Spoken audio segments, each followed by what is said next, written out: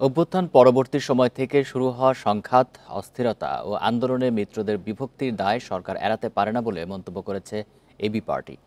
শান্তি প্রতিষ্ঠায় ছাত্র জনতার আন্দোলনে অংশীজনদের নিয়ে গণ অভ্যুত্থান সনদ তৈরির আহ্বান জানিয়েছেন দলটির নেতাকর্মীরা।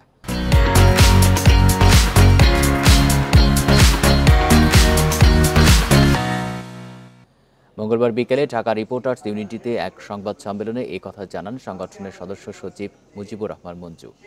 দলটি বলছে, ডক্টর ইউনূস যে সমর্থন পেয়েছেন, বিশ্বে আর কোনো শাসক তা পাননি। তিনি শান্তি প্রতিষ্ঠায় ব্যর্থ হলে তার নোবেল পুরস্কারও প্রশ্নবিদ্ধ হবে। নানা দাবিতে বিভিন্ন সময় সড়ক অবরোধ ও ভাঙচুরের ঘটনার পেছনে গোয়েন্দা সংস্থার দুর্বলতা রয়েছে বলেও অভিযোগ এবি পার্টির। আওয়ামী লীগ ও ছাত্রলীগের রাজনীতির অধিকার বিচারের মাধ্যমে ফয়সালা হওয়া উচিত বলেও মন্তব্য দলটির।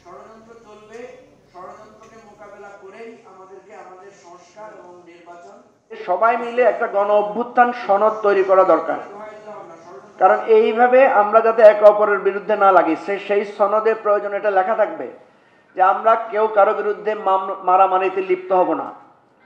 সেই সনদে লেখা থাকবে আমরা যচ্ছেতায় কারো বিরুদ্ধে মামলা করব না। আমরা দেখেছি নিজের দলের লোকের বিরুদ্ধে মামলা করেছেন কোথাও কোথাও।